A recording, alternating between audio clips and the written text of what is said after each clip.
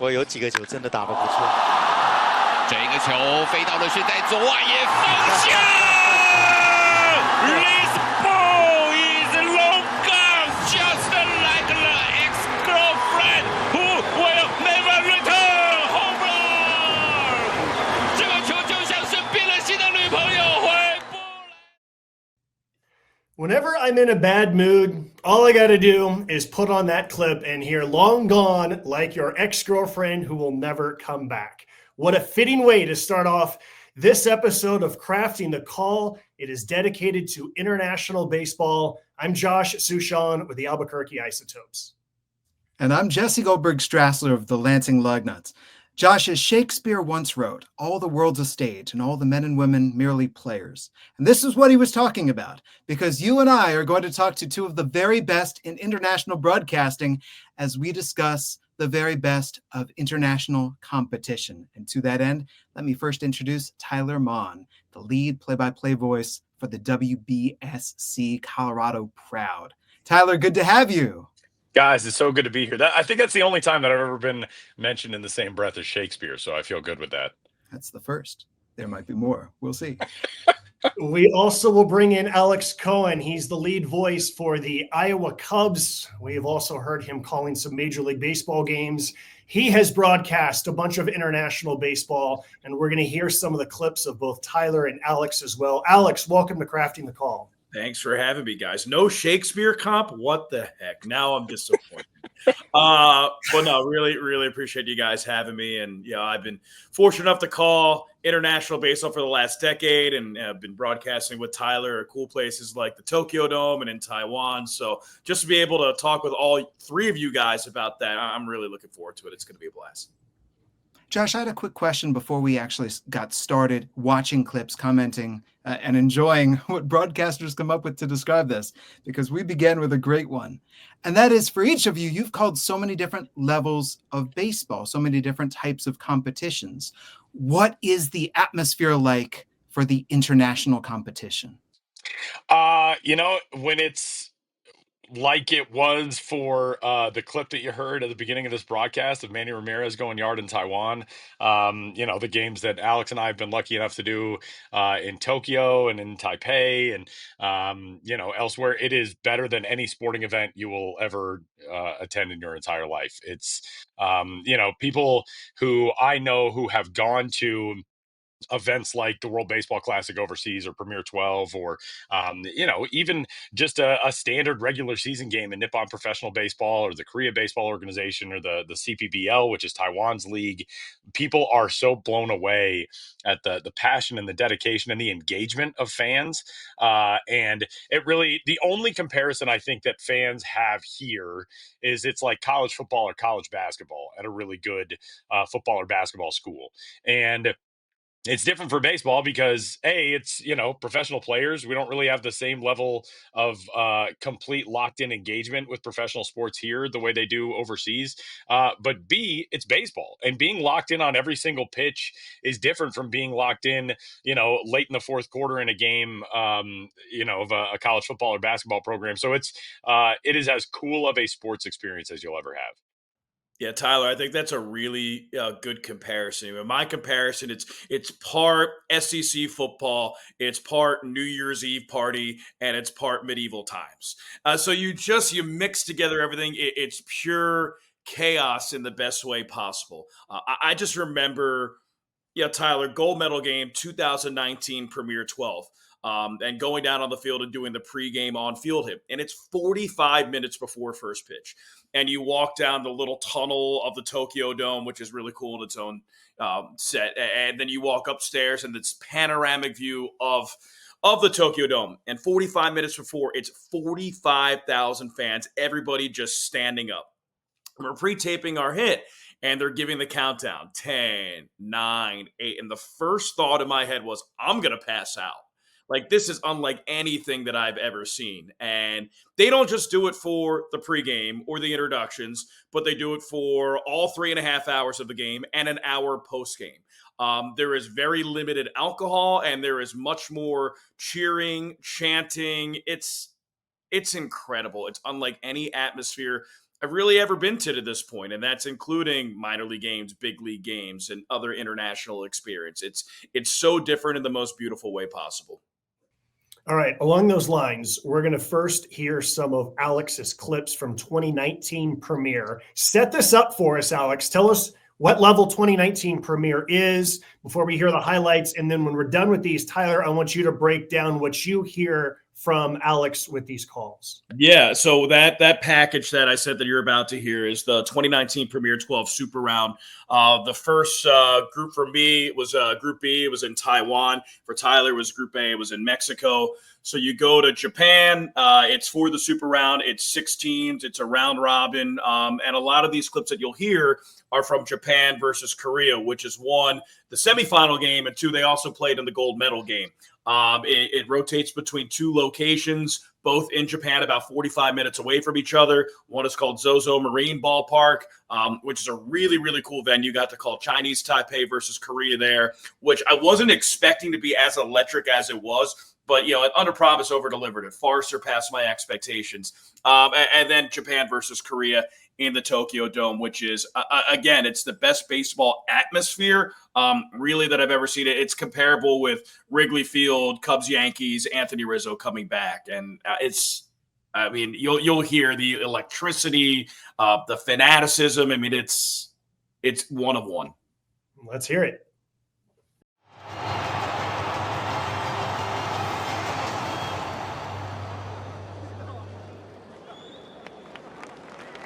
The pitch. Line drive left field. Another base hit. Gal rounds third and scores. Who stops at first? 2-0 Chinese Taipei. Here in the second with 2 outs. No balls, 2 strikes in the pitch. That's drilled. Deep left center. Kim back towards the track. At the wall. It's gone.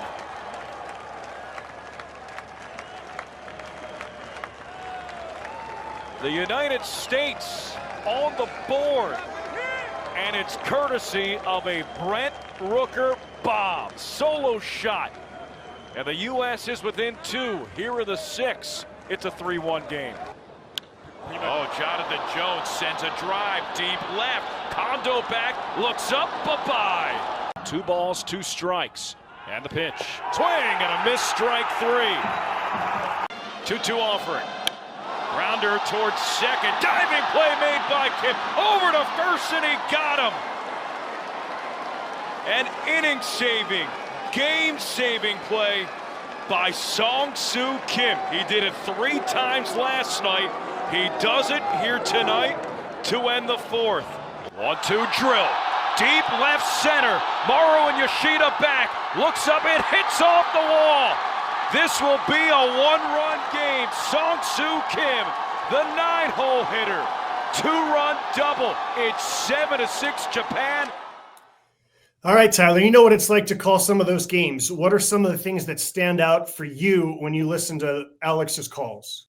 I was with Alex for one of those games for the Japan-Korea final, which was crazy. It's actually the same. We just did Premier 12 again a couple of weeks ago, and it was the same situation in which the same 2 teams played in the semi as played in the championship game the next night. And I think what Alex did so well, he was on the call for that semifinal game for Korea-Japan in 2019, and then again on the final the next night, and being able to sprinkle in the context of what this game was like 24 hours earlier and then what it was like with the World Championship on the line was amazing. But the thing I love most about Alex is he's economical with the way he describes things. Especially in the international broadcast, not getting in the way of the crowd is such a big thing because there's so much energy that you want to be able to let viewers tap into as much as you're trying to tap into it as a broadcaster. So to be able to describe things in few words and then let the crowd tell the story, Alex does an amazing job with. One of my favorite memories from 2019. I was telling Jesse about this last week.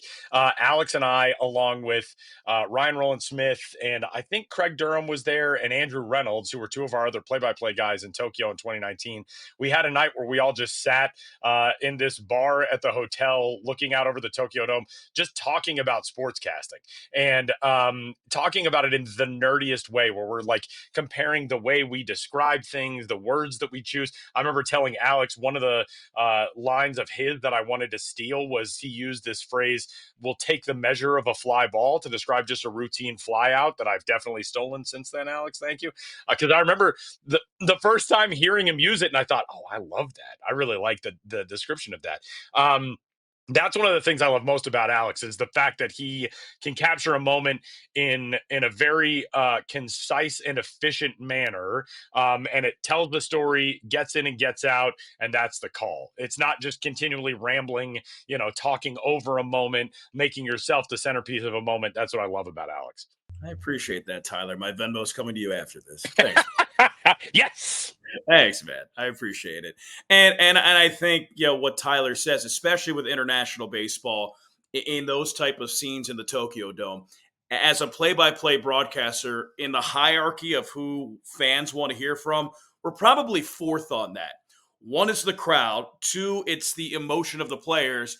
3, it's the color analysts and people who have been down there before. They've been in the dugout. They've been on the field, especially with Ryan Roland Smith. He's played international baseball. He's played for the Olympics. So we are fourth on that totem pole. So just to make sure that we set the scene for all 3 of those avenues of conversation to really take precedent over us, I think that's the most important. And Tyler, I appreciate you recognizing that, because that's something that I'm really trying to take into all my broadcasts, not just international, recognizing our stake in this. That, again, like play-by-play broadcasts are important, but we're not that important. The action is more important. The analyst is more important. And the crowd is more important.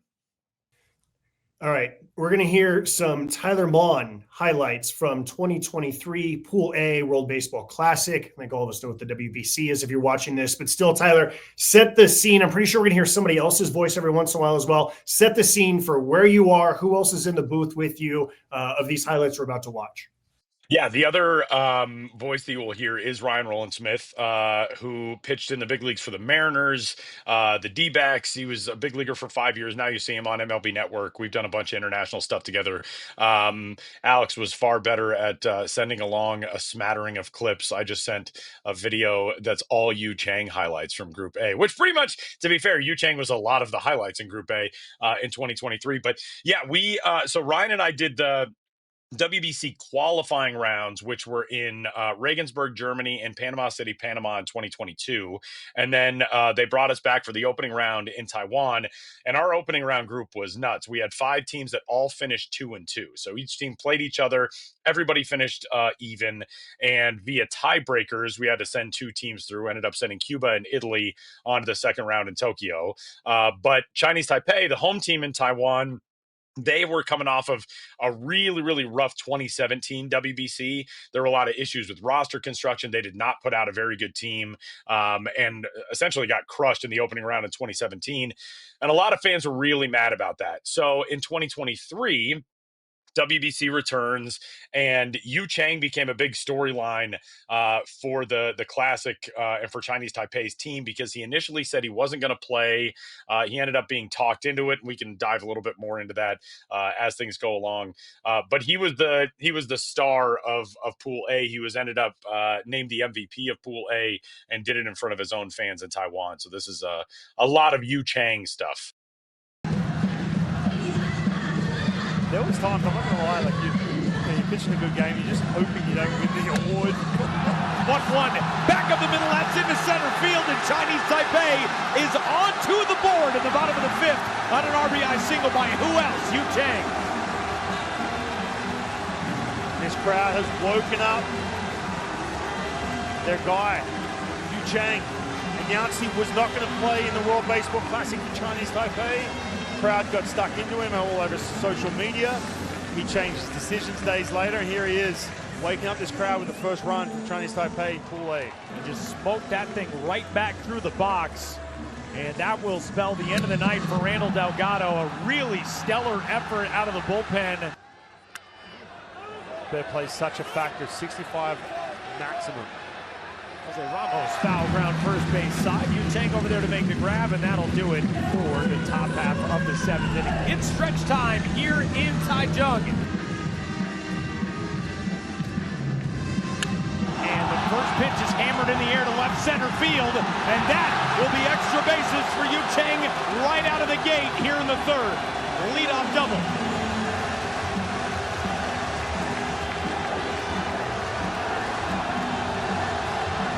Yeah, wasted no time and just ambushed that. Just not being able to land that slider. So you think Mike Piazza goes with Joe Biagini, someone who's pitched at this on this stage before, facing Yu Chang. Welcome. One pitch, double. Ryan, you kind of wonder right now, Ryan Castellani's final line, not exactly glowing, but he did a great job limiting damage.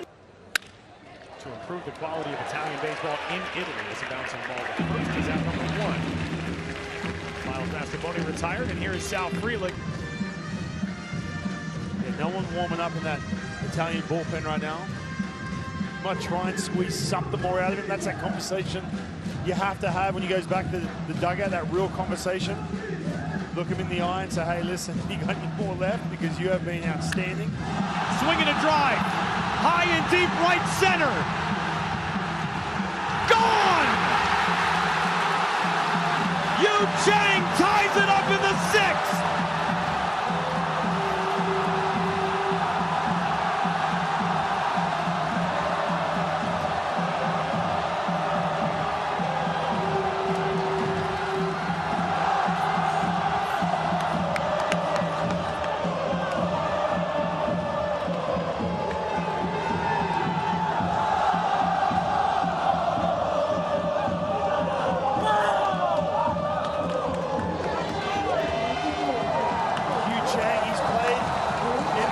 But no bigger moment in his career in front of his home crowd.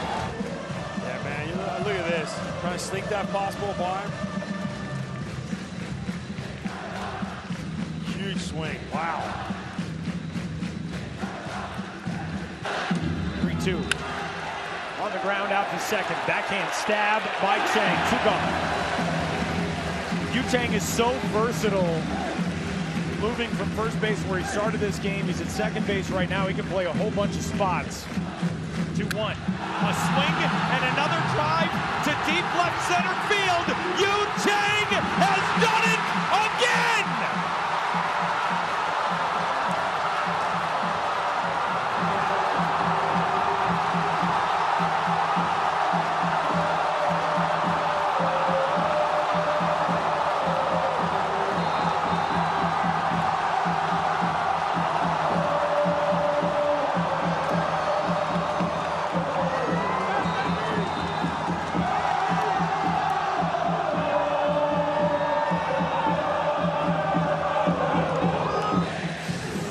And 2 strikes. And it's that fastball. I said you got to be careful when you're pitching to him.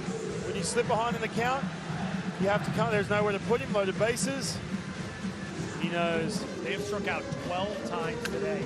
And there's Yu Chang with another drive to right center field. Down for a base hit. And Chinese Taipei may get on the board. Winch and Wong around third. Yu Chang, the Secretary of Defense, comes through again to get his team its first run. 98 miles per hour middle. Takes it right back up the middle. The Secretary of Defense. Hey, Tyler, do you have any comments? I do. So that nickname came from the story with Yu Chang was he originally did not agree to participate in the World Baseball Classic because he wanted to fight for a job in big league camp with the Red Sox. And people were not pleased with that. Yu Chang was able to get out of mandatory military service in Taiwan because of some success that he and a previous international team had. They waived his military service, which happens a lot. With the countries that have, Korea has done this for teams in the past. The team that won the Olympic gold medal in 2008, all of that roster had their military service waived. So Yu Chang originally did not agree to participate. Fans freaked out. There was a movement in which I believe the president of Taiwan went and visited Yu Chang at his house to try to talk him into playing on that WBC team in 2023. And he did finally agree to play. And since it was tied in with the whole military service thing and everything, the home run celebration, which you saw in some of those videos, was a salute. And Yu Chang, I actually kind of screwed it up in that moment, but he became known as the Minister of Defense to Taiwanese baseball fans. And it was all over Taiwanese social media. And I have a really good friend who's a baseball journalist in Taiwan who told me that. And it's kind of funny because when I used that, there was a news story the next day that was essentially like, how did this American broadcaster know about the nickname that we've all been using for Yu Chang, which was pretty amazing. And my buddy sent me a screenshot of all these people losing it on, I don't remember if it was on Reddit or on Twitter or something. I was like, someone in here knows this guy. Who passed the nickname along to this broadcaster? So that was where that came from. I wish I would have gotten it right with Minister of Defense instead of Secretary, but it worked out. This is the first thing that occurred to me. And Alex, this occurred to me while watching your highlights is, who's your audience and who are you calling this directly to and who's watching? Because let's say when we're calling minor league baseball, there's a lot of people tuning in who they don't know the players. So it's our job to introduce them. Here's who this is. Here's why they're a prospect. And if you get that major league call and Alex is calling a major league no-hitter, everyone knows what's going on. All his audience understands, and all he's got to do is just stay out of the way and every now and then surprise them with that insight. Out and not say anything, for sure. But in this case, I would think that there's the audience that you're introducing everyone to. And then there's everybody who's on the inside, and these are their people. And especially when there's an incentive at stake as large as no military service, which I think that I can't come up with an adequate comparison for what that would be for what an American player could earn. I don't think that there is a direct comparison. This takes the stakes to a different level, and the stakes are already gigantic for what you're playing for. So yeah, that's what I'm wondering for both of you. But Tyler, to you, how do you see your philosophy in terms of the audience that you're broadcasting these games to? Yeah, that is a tremendous question, especially with what Alex and I have both done with WBSC events, because we are the international feed, we're the English language feed, but we're not the feed that's going to be watched most, especially when there are games between Korea and Japan, Japan and Chinese Taipei, Korea and Chinese Taipei, whatever, because there are local language feeds as well. So when we're doing games, at the Tokyo Dome and it's Japan against Korea in the final, well, Japanese fans are watching the J Sport or the TBS or whatever the feed is where they have their own broadcasters. Korea fans are watching their own feed, and we are just the feed for the English language audience. So for, nerds like us who are waking up at insane hours to watch international baseball, you'll hear me and Alex.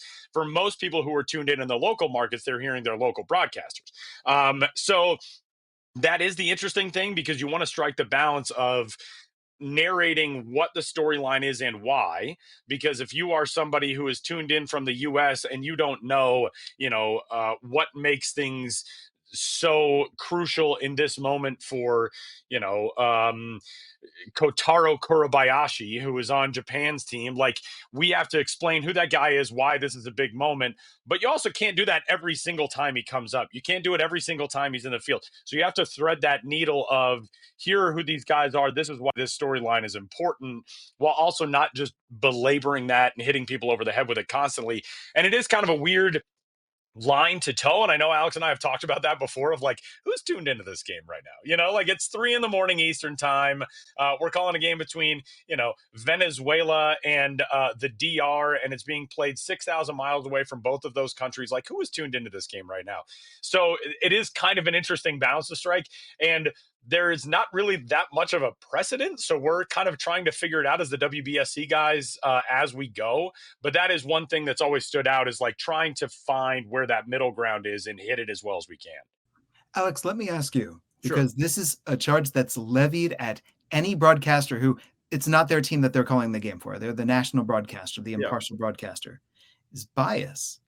Have you ever had a charge of bias levied against you when you're calling games between two nations that you are the broadcaster for both of them? You're the broadcaster for the game, for the tournament. Yeah, sometimes. I mean, especially when it's Japan versus Guam and Japan wins 24-0. Yeah, you're going to get more excited over the Japan highlights because simply there's more of them and they're playing a better brand of baseball. So I think the enthusiasm goes with the play and the swing and the pitch, and if that happens to be for one team more than the other, then naturally there'll be a small tinge of bias towards the team who's playing better.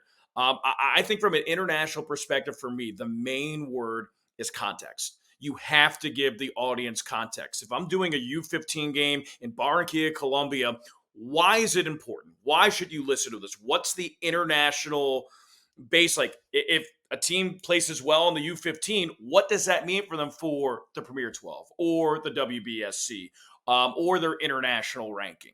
You're in the Premier 12. What's the Premier 12? Why should we be watching the Premier 12? What does that mean for the World Baseball Classic? What does it mean for the non-40-man players who might be in this tournament? And if they play well, what's the precedent of success for them? Like, you look at 2019, one of my home run calls was a Brent Rooker home run. Well, Brent Rooker's about to make a lot of money. Brent Rooker's are now a two-time All-Star on that Team USA team who finished fourth. Jay Cronenworth, All-Star. Tanner Houck, All-Star. Dalton Varsho, All-Star. Alec Boehm, All-Star. And it's really important for our fans to know, hey, these people who you're listening to that are playing right now, yeah, they might not be all-stars right now, whether it's in the Nippon Baseball League or the KBO. Yeah, and remember, weren't even 40-man guys at that time. Correct. And that's what we hear so often, Alex, with Premier 12 is, why do I care? There aren't big leaguers in it. There aren't 40-man guys. Those guys weren't 40-man guys at the time. No. And look what impact they've made 5 years later. Absolutely. Shout out to my guy, Colby Thomas. Yes, Colby Thomas hitting bombs in the 2024 Premier 12. So it's really important for fans to recognize the levity of the tournament, the international stakes, what is meant for these players if they play well, what that could bring. So I think it's exceptionally important for us as the international commentary team to provide context. All right, well, that is a perfect segue because I now want to rewind the clock to 1984. It was a First, I want to make sport. Alex say something nice about my call. Yeah, That's I what was wanna do just first. like, that's why I was lifting up my finger. Like, can I? I am the most insecure person on this call because the three of you are very good at this, and I have imposter syndrome. Like, at what point are they going to figure out that I shouldn't be here? Hey. I want to make Alex say something nice about me. Tyler, That was a good call on the ground out, right? Tyler, I'm going to say something very nice about you. I mean, this is kind of cliche to say, you use the sound of silence better than any broadcaster I've seen. And That's the coolest compliment I could ever get. It is, Yu Chang has done it again. Layout, minute of silence, bongos, Chang smiling. They say the story much louder and much more profound than anything that we could possibly say at that moment. Yu Chang ties it up in the sixth. Nothing. Crowd going nuts. It looks like a rave. It looks like, what's it, Bonnaroo or whatever that Lollapalooza in Chicago. But what could we say that could possibly add to that moment any more, or really, to any less than anything that they're doing right now? And I think that you check your ego at the door and you just let them lay out and just say, like, hey, they're telling the story, not me. And you use the sound of silence exceptionally well. That's like the coolest thing I could ever hear. But the way you put it, that we're like fourth on the totem pole, is such a perfect explanation, because there are only 4 participants really, and we should be dead last in that circumstance because the story is not about us. And yeah, I think that crystallized it perfectly. The other thing, you noted a moment ago, you're calling a game, especially some of the opening round games that we get, like you said, in U15s or U18s or whatever, we can get some ugly games, to be honest. And you said, if I'm calling a game that's 24-0 and it's Japan versus Guam, one thing that plays in is who is playing the better brand of baseball. The other thing is the crowd. And we've been in circumstances where, we're doing games and we're in Taiwan and it's a game between the DR and Italy and nobody's there and nobody's interested and nobody's paying attention.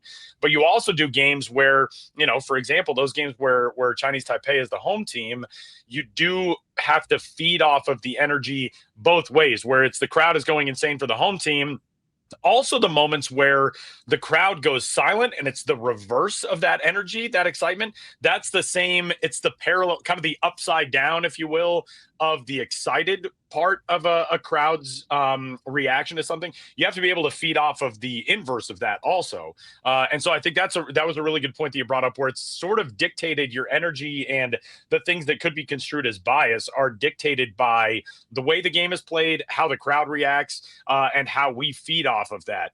And so I thought that was a very good point. And yeah, man, being fourth place in the four things that need to speak in a moment is dead on.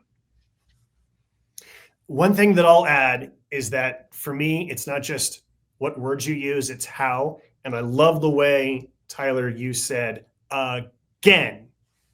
I think that's really cool. All right. Now, just to touch on that, because is very cool that you noticed that, Josh, because I still remember that call. I remember more clearly my mental process for than any call that I've ever had in my life. Because that ballpark played well. And Alex, you've done games at Ty Jung Intercontinental. The ballpark at night plays completely differently than it does in the day. And I got very validly mocked on Twitter for, there was a home run that I believe Yoan Moncada hit, I want to say. Maybe it was Didi Gregorius. It was a former big leaguer, hit a home run in one of our afternoon games. And I made this call. I said, it's the first home run to left that we've seen in a day game, because we had been talking about how the wind came in from left field and knocked everything down. And people were like, what sort of ESPN stat nonsense is this? The first home run to left in a day game. And the context portion of it was that, like, during the day, the ball doesn't fly very well to left field. So anyway, fast forwarding to that Yu Chang home run, which was a night game, when it got off the bat, I didn't know how well that ball was going to travel. And at the start of that call, you can kind of hear I'm a little, not down on it, but a little like, oh, this is probably going to be a deep fly out. And then I saw Roger Bernardina in center, the ageless, like 86-year-old Roger Bernardina, who turned around and just started booking it to the wall. And I was like, oh, this is hit well. And I remember thinking to myself, like, you have to pick this up. And you can't pick it up all at once. Like, you can't just go 0 to 100. You have to accelerate into this call. So you can hear sort of the stages of to deep left center field. Yu Chang has done it, and they all get progressively louder and higher. And then it's funny, Josh, that you mentioned again, because ordinarily you close a highlight going down where it would be again. But for whatever reason, and I remember thinking through this, I wanted to hit it on an up note. Yeah, which is not really the way that you do it, but it almost acted kind of like a, like launching a firework. And then when it cleared the wall and that crowd goes insane, like that was sort of the burst of the firework. And it was cool that you noticed that, because it's not a call that is a standard finish, but it worked really well for that moment. And just having that memory in my head of like how clear that process was. And we've all had that, where you're thinking through something as you're describing it, of like, okay, well, how do I want to attack this? What's the tone that I want to hit with it? How loud do I want to get with it? Which for me is way too loud. You can hear me max out the mic as I do on a regular basis. But yeah, that's one that will stick very clearly in my mind forever. And, yeah, man, it's pretty cool the way people in Taiwan have reacted to that. And, the fact somebody told me like, oh, that call is part of our national memory now, which is the coolest thing I've ever been told about. I was like, man, you need somebody way better at this to be in your national memory. That's you. I'm very sad that you all got shafted by having to deal with my voice for that. But right. But that's one of my favorites. That moment was amazing, man. And that crowd, like Alex said, there's nothing you can add in that moment that's going to be any better than what the crowd is already doing. And those are the coolest things to be able to be part of. All right. So a little bit earlier, it was mentioned about someone may not be well known at the time in some of these international competitions, but we later look back on them when we go, oh, wow, that team was really good. And I think the 1984 Olympic baseball team is one of my all-time favorites. So we're going to watch a couple of clips here, rarely seen footage from the 1984 Olympics, and then we'll talk about it afterward. Are made up of athletes who have played together for a while, and even though they're 20, 21, 22, they are mature beyond their years as baseball players. You can tell by their mannerisms, the way they think the game, and what they do. Fine baseball tradition. Will Clark looking for his first hit. on this day against the Koreans. Very calm player at the plate. Grinds this one into the ground.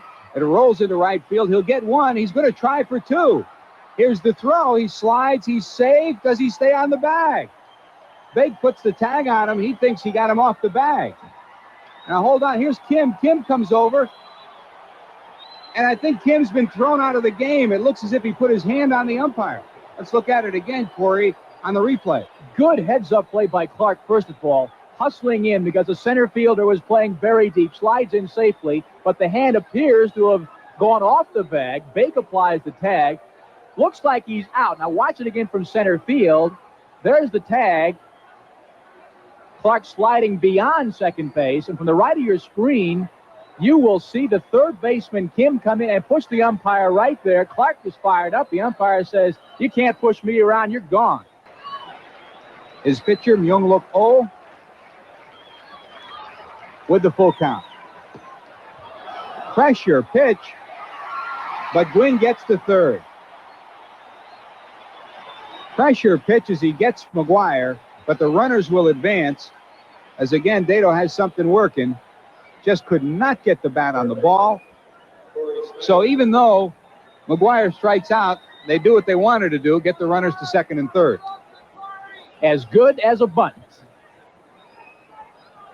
Now it's up to Corey Snyder. Looking for his first hit of the ball game. He's 0 for 2 in this game, but he came in hitting .385, 5 for 13 in the series. Has been one of the United States athletes who has been having an exceptional summer on their tour after hitting over 400 during the college season and over 400 for his career. You know, his coach at Brigham Young, Gary Pullins, has said, and Pullins, there's a line drive, straightaway center field, it'll drop. 1 run will score. 2 runs will score.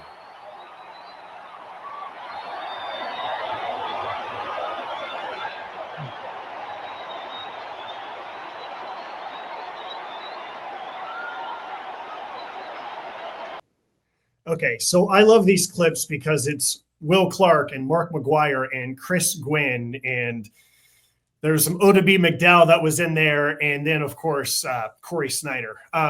The play-by-play announcer here is George Grand. I've always been a big fan of George. I think he just has just this really pleasant-sounding voice. It's just the guy you want to listen to 162 games. That said, I think that on that last clip with Corey Snyder, I think George gets caught here. And this is very much what we were talking about earlier, guys, where he's trying to introduce to you who Corey Snyder is. He's going in, he's about to give you the story about the BYU coach says this, and as a result of that, he's behind. Now, he recovers and still able to deliver like a good enough call. And I think that's where, and Alex, I'll have you go next here in terms of just this. I want to tell you the story of who this guy is and what his future is, but now I'm behind the call and I just missed it a little bit.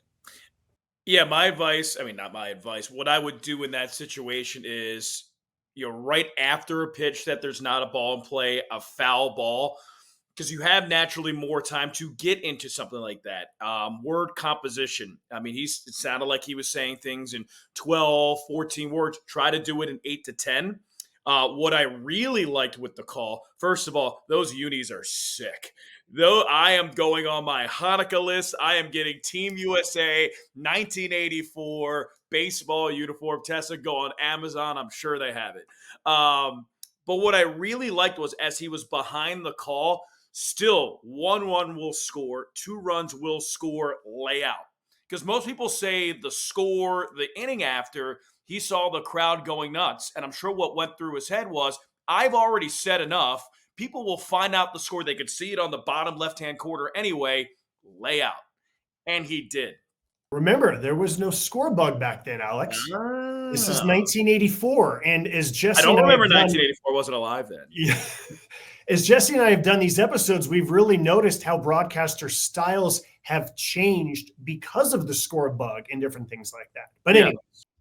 No, I just think that laying out in that moment, especially when you've already talked a lot, it just lets it breathe a little bit more.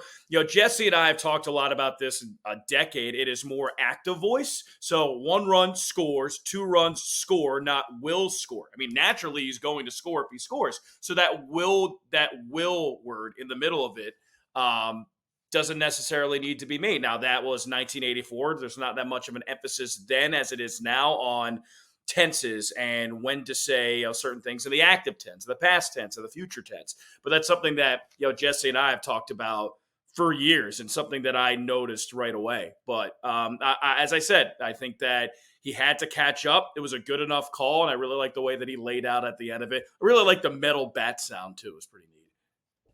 Jesse. So let me give you a couple of numbers, and then I want to contrast that with something, because we talked about the whole idea of these players are on the stage before they're truly on the stage. And college baseball then was not as big as it is now. Rod Dado is the coach, and Corey Snyder gets drafted 4th overall in 1984. Mark McGwire is the 10th overall pick. The next year, Will Clark is the 2nd overall pick in 1985, and Chris Gwynn goes 10th overall in 1985. This is a stacked team that if you're George Grant and you're talking to the coaches and you're understanding these are talents that I need to understand why they're great and let everybody know. And I think that comes right up against something, which is the tension that we can see. The way that call is contested at second base immediately lets you know, okay, was he safe or out? Was his hand pushed off the bag? Did he overslide the bag? This is one of those things that happen. And depending on the broadcaster, you can go, all right, let's see. This is close. Let's have a look at the camera angle. But the way that the Korean team reacts to it, that tension gets heightened. And now we have contact with the umpire. And so for me, watching as a viewer, I'm watching all of this going, okay, it's a Will Clark at bat. That suddenly matters. And this game matters. And we come right back to the atmosphere that you've called games in. And that's what I come back to with international baseball. Okay, we've got great talent, but the pitches matter and the plays matter. Couldn't agree more. All right, let's skip ahead to 2009. Speaking of plays that matter in dramatic moments, World Baseball Classic 2009, one of the biggest upsets in World Baseball Classic history. And let's look back on it. Bottom 11, 1-0, Dominican Republic, 2-2. Drive to right center field, that's going to get in, base hit, they've tied it. How about this? Off one of the best relievers in Major League Baseball, the Netherlands has a run in the 11th. 21-year-old shortstop Charlon Scope, who is 0 for 4. Marmol throws it away. Kingsale on his way to second. Kingsale around second. He's headed to third. He's gonna get there. Winning run, 90 feet away. Eddie Rombley's on deck. 3-2 pitch. Ground ball off the glove of Ibar. They did it. They win it. The Netherlands is going to Miami. Down goes the Dominican. Absolutely unbelievable. 2 runs in the bottom of the 11th off one of the best relievers in Major League Baseball.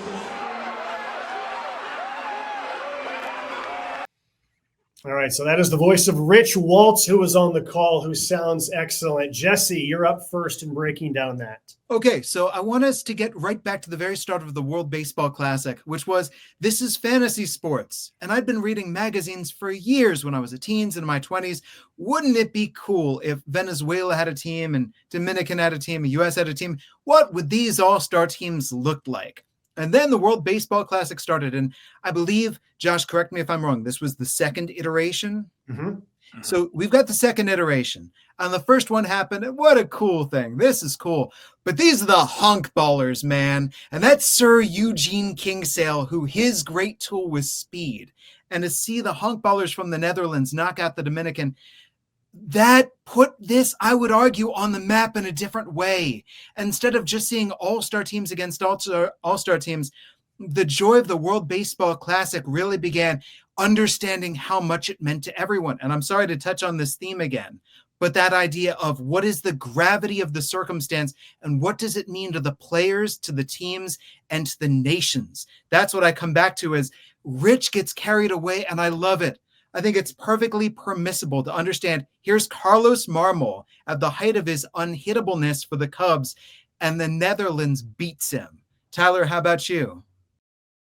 Yeah, this really was one of the foundational moments in WBC history because there was a lot going on at this time that if you're watching the clip, you notice the MLB Network score bug and you don't really think much of it. That was the month that MLB Network launched. In 2009, the WBC was kind of the first big event that MLB Network had done. And I remember watching that game live and listening to Rich Walsh's call. And you kind of think of the Netherlands now as, well, they're a powerhouse in baseball. They put together, some really good rosters. They made it to the semis in the 2013 WBC. They have had loaded squads for a long time. 2009, that wasn't really the case. In reference Eugene Kingsale, Sidney DeYoung scored the winning or the game tying run in that clip. A lot of guys who it's very cool now are members of coaching staffs for Dutch baseball teams, U23, U18, U15 level. Kenley Jansen was a catcher on that team for the 09 Netherlands squad, but that was a team that did not have a lot of star power. And you look up and down the DR roster in 2009, and I pulled it up a minute ago, David Ortiz is there, Robinson Cano. We had a clip or a shot in that clip of Miguel Tejada over at third base, Jose Reyes, Willie Taveras, Hanley Ramirez. I mean, that was a stacked squad. The DR took its roster construction a lot more seriously than USA Baseball did, and then a lot of these other countries did very early on. So for the Netherlands to go in there and walk off that game was a stunner. And I remember there was a story that night or the next day about how no Dutch media outside of one reporter had left their ticket open-ended to be able to go to Miami and cover that team in the second round because they thought, well, they're going to get crushed in the first round. What's the point of needing anybody there in Miami? So the Netherlands goes on to Miami. There's nobody there to cover them outside of one outlet. And that was a big moment early on in WBC history. The thing that I also love about Rich Walsh's call there is that's a game that's happening in San Juan, Puerto Rico. It's at Hiram Bithorn Stadium, which will be one of the venues for the 2026 Classic. But you kind of have to manufacture your own energy. And Alex and I have been in those spots a lot where you've got a great game. There aren't that many people there for it. And there are obviously a good contingent of DR fans in the house for that game, but it's not as though Bithorn was packed and you're calling a game in which there are 30,000 people going nuts. You're calling a game in that context between, a neighboring squad in the Dominican Republic, but it's not as though there are just a ton of Dutch fans there cheering on the honk ballers. There's probably friends and family and all that, but this is not a Netherlands World Cup, soccer match where there's going to be a 50-50 split in the crowd. And I love that Rich Walsh did not let that detract from the moment. He broadcasted that moment as it deserved to be called, as a thrilling walk-off game between two heavyweights in which really the undercard, the Cinderella of that matchup came through with the win. And that's not a real easy thing to do when there's not a ton of energy in the ballpark and you do have to manufacture your own juice for a call. And he did it so well. I think his juice came from incredulity. I think we can hear how much the shock of it. Yeah. But it's like the Dutch are believing that they can win. He is believing that they can win too. And that's so fun. That also was the year, I believe, in which the Dutch got a no-hitter. The only no-hitter in WBC history, I think, was in that same year. It was a 7-inning no-hitter, and so the Dutch, they put together some moments in WBC history that you would not really think of. And it was Chiron Martis. It was actually the 2006 WBC, but that team, put together some big early moments as the WBC was trying to legitimize itself in a lot of people's eyes. All right, I'm going to get to another clip from that same 2009 because I think this became the type of end of WBC moments that was needed and immediately became legendary. It's just what he does. He's just one of those guys that helps you win ball games. 2-ball, 2-strike count on Ichiro. Lim with a long long set. Line drive, base hit, center field. One will score. Here's the throw coming by Lee to the plate, not in time. Ichiro, a 2 RBI base hit, 5-3 Japan.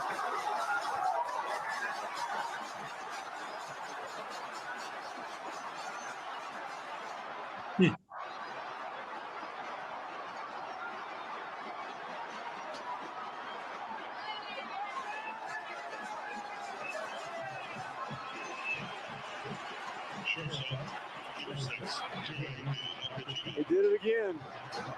You can see now why he was part of the all-tournament team for the World Baseball Classic back in '06. He hit in all 8 games during that series, but none of those hits as big as that one. A 4-hit ball game. By far his best game of this Classic when they needed it most. Josh, what do you think? So I want to remind people that Ichiro came to the United States in 2001. So this is now 2009, all right? So he's a household name. He's a superstar. He's been here for 8 years. But he's still not the Ichiro that we think of right now in 2024. And I remember watching this moment live, thinking that this was going to be a defining moment in Ichiro's career, that he was a star in Japan, comes to the United States, and now it's the second time that this WBC is happening, and he's at the plate with the game on the line. And I felt like this elevated Ichiro to legendary status no matter what would happen the rest of his career. On the call is Gary Thorne. Rick Sutcliffe is the analyst that we hear. And I love the voice of Gary Thorne. And this isn't one of his like calls that are up here, right? His call is more like down here, and I think, but it works, and he just has the type of voice where it works. And even as Thorne and Sutcliffe are setting this up, it's very much, this is the national hero. They may not be these exact words, but this is what I was feeling when I watched it. This is what I'm feeling as I'm re-listening to it now, is that this is the national hero, and this is his opportunity to deliver this for his country. Rick Sutcliffe's style is so tranquilo. That was how he was as color, just tranquilo. He still is. If you work World Baseball Classic games with him, or if you work spring training games with him, it's the same thing. It's just steady Eddie. Let me nitpick Gary Thorne. 2 RBI base hit. Just say 2-run single. Just second on the throw. That's my nitpick. 2 RBI base hit. I also love the look of shock in the bench for really both teams, and the way that they lay out during that. It's just 2 different spectrums of emotion, and I think that they capture that really well.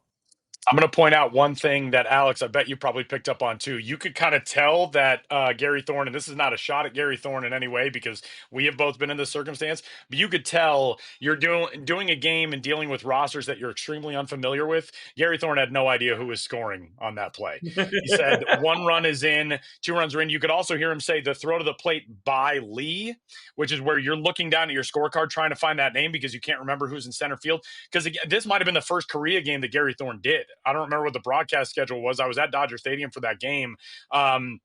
We have had those moments where you're like, I don't remember who's on third right now. And so you do kind of have to cover it in a way where you're telling the story, but you might not be pinpointing things the exact way Alex would if he's on a Cubs game and he knows, all right, these are where the runners are. I can call that from sight and from memory. You can sort of tell in that spot that Gary Thorne might have been tiptoeing around that, because in that circumstance, there is so much unfamiliarity for it. But yeah, I loved it. I also, just one quick anecdote about this WBC. Ryan Roland Smith, who we've done games with, was a teammate of Ichiro's with the Mariners at that time. He said in spring training, Ichiro came back from winning the World Baseball Classic. And this is a time when the WBC was still, it was on the radar for baseball fans, but it was not what it is now. Even, I think you could argue through 2017, it was not what it is now. Ryan walks into the clubhouse one day and Ichiro is laying in front of his locker and he's got towels all over him. And Ryan's like, what is going on? And it's like quiet and it's dark and Ichiro is just laying there. His face is covered by towels. Everything's covered by towels. And Ryan goes over to his interpreter or to somebody and was like, what is the deal with Ichiro? And they said Ichiro has been dealing with stomach ulcers from the stress from the WBC. So he's not really available to get work in yet at spring training. And they're just trying to manage like the pain and the discomfort that he's dealing with because of the stress of trying to win the WBC. That's how important it was in Japan and in Korea and everywhere else. It really did not reach that level until 2017, 2023 in America. But that's what Ichiro was feeling in that moment of Japan had won it in 2006. They're trying to repeat against an arch rival in Korea in 2009. That was, if you ask Ichiro, that's probably the career highlight moment for him, is being able to win those WBCs. Oof. All right. Well, speaking of defining moment of the World Baseball Classic, we've buried the lead here for 50-something minutes. Let's get to the matchup of all matchups. There's a number of different people who were describing this, and we hear a lot of Joe Davis. I think we're all fans of Joe Davis on Crafting the Call, but I want to hear Dave Fleming's call of the legendary moment, Shohei Ohtani versus Mike Trout, with everything on the line. Manu right here. USA's captain versus Japan's captain. First time they've ever faced each other. They've been teammates for 5 years. The best against the best. Ohtani to Trout. Ball one. Long time to say that. Speechless. Not much to say, but enjoy. Let's do it.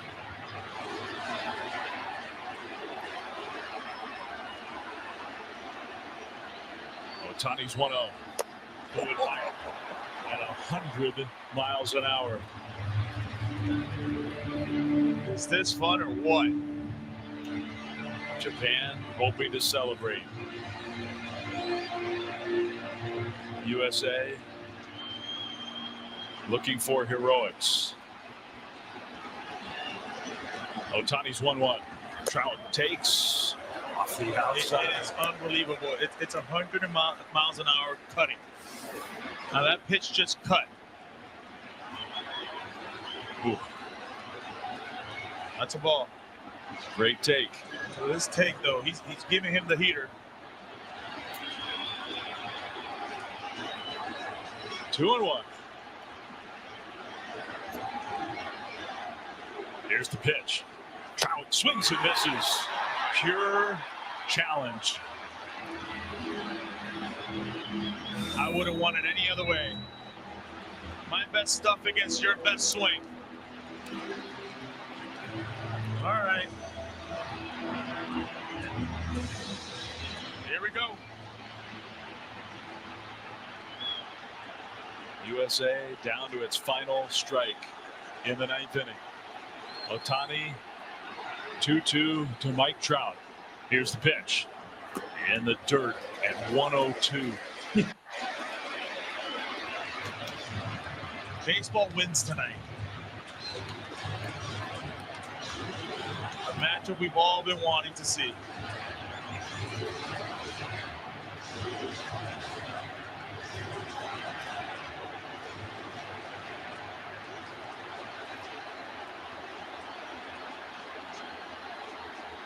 Three and two from Ohtani. He throws. Trout strikes out swinging.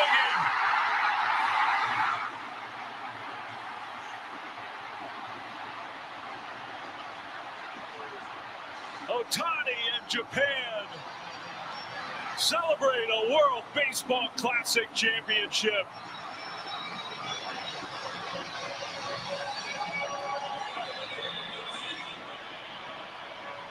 And on this night, the great Shohei Ohtani and Japan just a little bit better than Mike Trout and USA. What an ending to an all-time tournament. What a game. We got to see what we came to see. And Shohei Ohtani got it done. Incredible. All right, Jesse, you lead us off breaking down this clip. The words are good. I don't like the energy. Like, no offense to Dave. I think that if Alex or if Tyler or if you, Josh, had called this, I think it would have been called differently. Because, okay, everything is right. This is Shohei against Mike, and this is for the championship, and these are the teammates, and these are the two greatest players in baseball today, as well as in baseball history, they're in the conversation. So all of the words were right. I was like, okay, let's see if he says Japan's one strike away from a championship. Okay, he did. Okay, let's see how he says Japan wins the championship. Let's see how he says Ohtani best Trout. Okay, he did. But it feels muted to me. Alex. Yeah, I think from an energy standpoint, Tyler and myself, we're both higher on that register. So that's not, I don't think the energy that we would bring during that. I mean, but that's just natural to us. And that energy is natural to Dave. I think that he's really melodic. Really what it started is like best against the best. And I'm like, all right, I'm settling into my chair. I'm getting ready. And I like how they're like, we're going to let this take over. We're going to lay out. When they literally say, enjoy, let's do it. Pause. It's like, all right, here's what's happening. We laid it out. Let the action be the action. I like the color commentator saying my best stuff against your best swing. I think that really puts it into context because, that's spoken like a true pitcher. It's like, I'm going to throw up good old number one. You hit it, you can rename it. And granted, like his first pitch was like an 88 mile per hour nasty slider. But yeah, it was disgusting.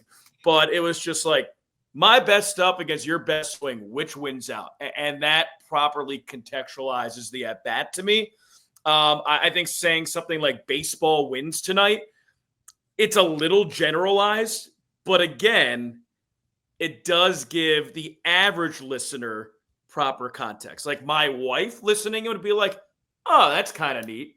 But for me, it's a little overly generalized. So you have to kind of remember, and Jesse, you're giving me a pain face. Who's your audience here? Is it me and you, or is it the casual person watching at Johnny's Bar and Grill in Des Moines, Iowa? Which is where I was watching it. I think I'm pretty sure that was Yonder Alonso who was on color. I wrote that down, baseball wins tonight, because I think that was brilliant. Because in that moment, the context of that final, people who have not been in the WBC got into the WBC, I think, starting with Adam Jones's home run in 2017, which for me is the when Joe Namath declared, and I've told Adam Jones this, when Joe Namath declared we'll win, I guarantee it, against the Baltimore Colts for the New York Jets with Super Bowl III in the 1960s, and then followed it up and won, that legitimized the Super Bowl for fans in America. The moment that legitimized the World Baseball Classic was Adam Jones's catch to rob Manny Machado at Petco Park in the USDR game in 2017. So 6 years later, WBC has been delayed by a couple of years because of the pandemic and everything else. Coming down to this moment, I think Yonder Alonso perfectly crystallizes what the greatest conceivable final moment could have been for the WBC. And I think he was doing it for people who were tuned in for the first time I've heard about this event. This U.S. team seems exciting. Trey Turner has the grand slam against Venezuela to save his team. Japan walks off the night before against Mexico to save their bid for a championship. Let's see what this is all about. So to hit something as simple as baseball wins tonight in the context of why is this event so big, I think even presenting it in a way where it's like, hey, it doesn't matter what the outcome of this at bat is. Seeing Ohtani versus Trout with everything in this event on the line, I thought was so cool. I have one gripe about this call, and it has nothing to do with the call. The Marlins need to reduce the Batman dramatic sound effect for 2-strike counts only. It can't be a 1-1 count and you're hitting the Batman sound effect. Every friggin' strike through a game, the Marlins are hitting the Batman sound effect. You can hit it on 2-strike counts and key moments, and that's it. I don't want to hear it. It's so good, and you're overusing it so much. So that's one thing. I also think the only complaint that I have, I think Dave Fleming, when they're celebrating on the mound, you don't need to point out that they're celebrating a World Baseball Classic championship. We know that. We've all been watching in this moment. And he, after the strike three call, lays out for a decent amount of time and then kind of cuts off the silence of the celebration in that moment, which to me felt like, I don't think you need to. That's sort of an unforced error in that spot. And I agree. I think, Alex, our energy level would have been completely different, but you described it nicely. That's Dave's energy level. And similarly to what we were discussing earlier, that's the world feed call. So that's not Joe Davis has the domestic call on Fox, but the world feed call, if you were tuned in, if you're watching this game in the Netherlands, let's say, or you're watching in Australia or whatever, you're getting Dave Fleming and Yonder Alonso in that spot instead of getting the Fox domestic broadcast. So he's calling it for a different audience as well, because you're not calling just for the hardcore fans who are tuned in, in the US, in Japan, elsewhere.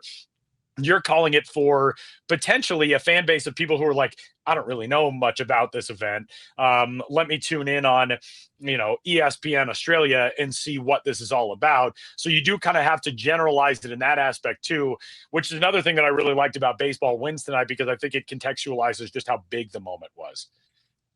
Josh, do you like Baseball Wins tonight? Yeah, I do. I like it. I felt like there was a lot of headlines that were being said between pitches, and I like it, right? It's not a time for lengthy sentences and paragraphs. Just give us some headlines. So whether it was pure challenge, best against the best, let's do it. Baseball wins tonight. Give me headlines in these moments. The other note that I wrote down was, I can tell that these two guys are huge fans of baseball. And so they're gonna nerd out. They're gonna be fanboys. However, you still have to be a professional broadcaster. And so the ability to be a professional broadcaster in these moments, saying just enough, but not too much, but also have this happiness where we can hear you smiling because of what this means to have the best against the best in the ninth inning, 1-run game. This is how you end the movie, right? And this is how it all came together. So, yeah, I do like Baseball Wins tonight, and I might have thought something similar as I was watching this live. All right, guys. Well, this has been a super fun episode. Jesse's got something else to say first. Yeah, Josh, I did email you the Adam Jones home run clip if you want, or home run save and catch, if you want to watch that real quick. Yeah, my favorite. We've got some time. Just a little bit more time to sneak that in. All right. It's my favorite World Baseball Classic moment right here. You and me both. Hit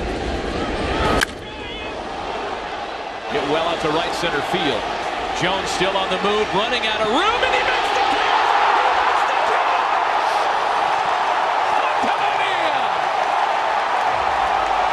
The local guy saves the day. Wow, that was awesome. Tyler Clippard just says, oh my God, thank you. A bunch of different episodes of Crafting the Call, Jesse and I have gotten into when the broadcaster repeats himself. And sometimes it's because it's shtick, and sometimes it's because you can't believe it. And I think that's Matt Vasgersian repeating himself because he can't believe it. And of the dramatics of the moment of he can't believe that he caught it is why he repeats himself here. Yeah, and then Matt going right into the Santa Maria, which is, Josh, you and I discussed, sometimes you need something to say to help you process the moment, and that's how Matt Vasgersian processes. Yeah, that's kind of the Matt Vasgersian catchphrase. And the thing that has always stood out to me about this video is how the camera work is, in addition to the home run call itself. This is the best camera work that and I wish I could find whoever was on the high home from this broadcast and tell them, like, this is the most dramatic, cinematic camera work I've ever seen in a baseball game, because you see the ball come off the bat from the center field camera. They immediately cut to this high home view, and everything is perfectly framed. You see the ball at the top of the screen. You see Adam Jones as this little dot at the bottom of the screen, and the cameraman tracks it zooming in perfectly. And you follow the ball as it almost sits in the center of the screen, and it gets bigger as it's zooming in, and Adam Jones gets bigger as it's zooming in, and then they meet at the wall, and there's that famous photo of all the fans behind Adam Jones as he's crashing into the wall. That's the most to me, that almost makes the highlight as much as the call in the moment do, are how perfectly framed the shot of that moment is. Yes, Yeah, and then yeah. even cutting Yes. to Machado tipping his helmet. Yes, that's what made it. And I remember talking to Adam Jones about this because they had played together in Baltimore and all that. And I said, do you remember seeing Manny do that?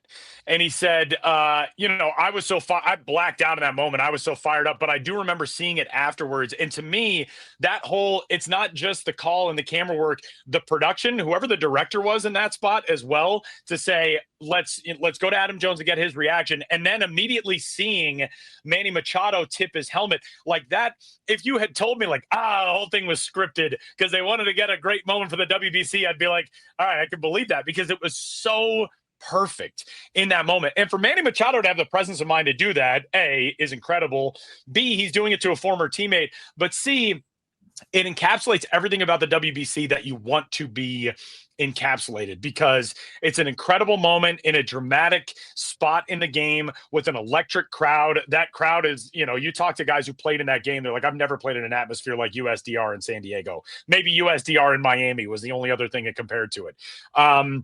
But those things, and then the gentlemanly respect nature of two superstars sharing that moment together, former teammates, one congratulating the other. I mean, especially in 2024 America where we live, where it's like everybody's just angry and yelling at each other all the time, to have two guys say, hey, great work, that's amazing to me. Yeah, exactly. Absolutely. Against me. You robbed me in this moment, and I'm going to tip my cap and try to get the best of you the next time. In that spot in the game too, the U.S. had just rallied, I think, to take the lead in the previous half inning, and there was a leadoff home run in the inning that followed. So Adam Jones, that would have been back-to-back home runs, if I remember correctly. And Adam Jones robbing that home run in that spot really kind of helped the U.S. hang on. Tyler Clippard, who pitched brilliantly throughout that entire WBC, that moment was kind of like, oh man, are they going to blow this game? The extended call of that, there is a moment where Matt Vasgersian says the local guy saved the day. And that's an important thing too, because Adam Jones, being a San Diego guy, back playing at Petco Park, that was another cool additional element. For me, that moment, that's what saved the WBC. I think so many people were down on the WBC. Fans didn't know if they should care about it. It always comes down to ownership. The owners didn't know if they wanted to continue supporting it. For Adam Jones to have saved that game for the U.S., moving on to Dodger Stadium, winning the whole thing, that to me ensured a 2021 and then later 2023 after the pandemic WBC. That's what got it on its legs, because I think if not for that moment, if you go to Dodger Stadium and it's, kind of a weak crowd and it's a Japan DR final, something like that, I don't know if we see the WBC again. There were a lot of rumors that the WBC was on its way out. And that, to me, I think cannot be overstated in what it meant to saving the World Baseball Classic, and by connection, saving international baseball in that form. You wondered what would happen if this took place in 2024. Yeah. Right. Imagine if Jurickson Profar had made that catch. No, I think that this is a very important point. And we touched on the cinematic nature, and I would like to synonymize cinematic with heightened, that everything is heightened. The talent levels are greater. The atmosphere is greater. The significance is greater. And we begin this by looking at the atmosphere in Taiwan or in Japan or in Korea. We talked about this gave Ichiro ulcers because this is his career highlight. And so that what does it mean to everybody matters. And it's so good to have you two to discuss this and share your own recollections, because that it matters to you as the broadcasters means that it then matters to your audience. Jesse, I'm sorry that me having a panic attack on the Tokyo Dome field didn't quite register as, being as stakes being so big. I want to say one thing. I'm Tyler, about to give you another compliment. Tyler and Matt Vasgersian have a similarity that when you look at some of these international feats, that one for Matt Vasgersian, Tyler, I think you did this specifically well during the Premier 12. There is a certain hotness and overmodulation to the crowd mic. You really have to punch your call make sure that you're heard and don't say too much. Because if you do, the margin for error to overwhelm the call or affect the call is so much greater. In that crowd mic, it was hot. So I think that Vasgersian making the call, the pure shock, laying out Santa Maria, perfect. Tyler, you listen to some of your calls from the 2024 Premier 12, especially in Taiwan those first couple days. The crowd mic was significantly louder than you. So punch, defend. And I think that you guys did that or do that tremendously well. Boxing play-by-play. That's right. I like it. Before we wrap up, give me a thumbs up or a thumbs down based on your guys' experience calling these games, witnessing the WBC. Should Major League Baseball pause in 2028 for the Olympics for 2 weeks to send major leaguers? Thumbs up or thumbs down? Huge thumbs up for me. I mean, they would. I would love them to, but they're not going to. No. Your opinion, not will they? My opinion, no, absolutely. I'm going huge thumbs up, and I will say I would not be temper your shock if it happens. I think there is a lot of momentum to get it to happen. I've heard a lot of things that they are working toward trying to get this to happen. You got to remember one thing: baseball is not back in as a full medal sport.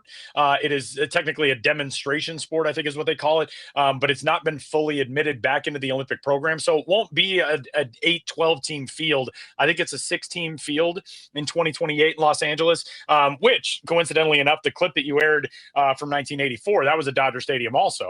And that's where Olympic baseball will be in 2028.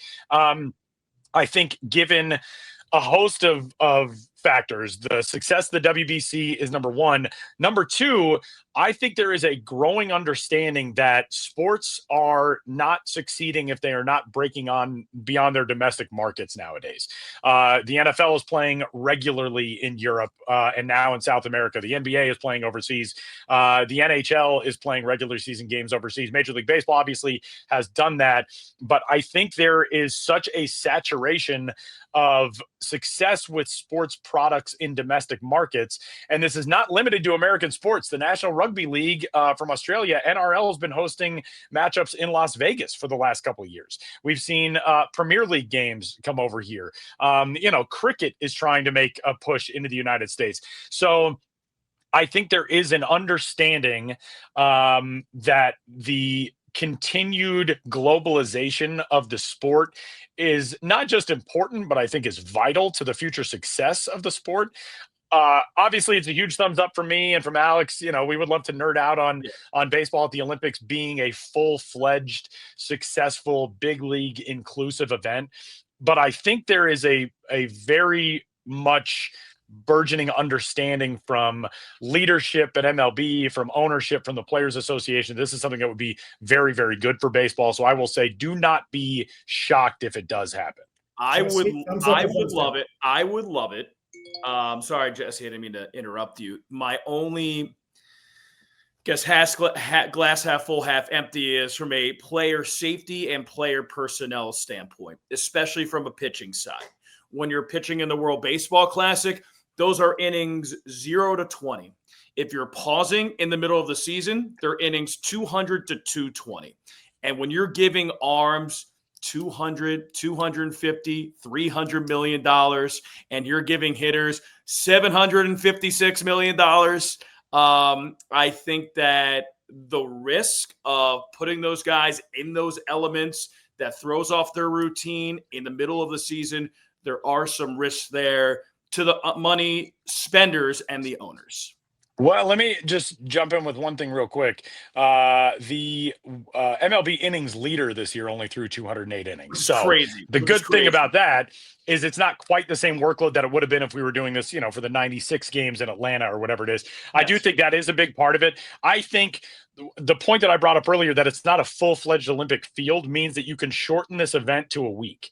If you're getting a 6-team tournament put together, you can play that out over the course of 1 week. So it's an extended all-star break, potentially, something like that, where I think it is doable. I also, I think if the NHL can find time to do it during its season, Major League Baseball, there is not enough of an excuse to not do it. And I get tradition and I get all that, but like, if this is the same organization that's going to talk about a golden at bat rule, we have to talk about the importance of something like Olympic baseball being what it deserves to be.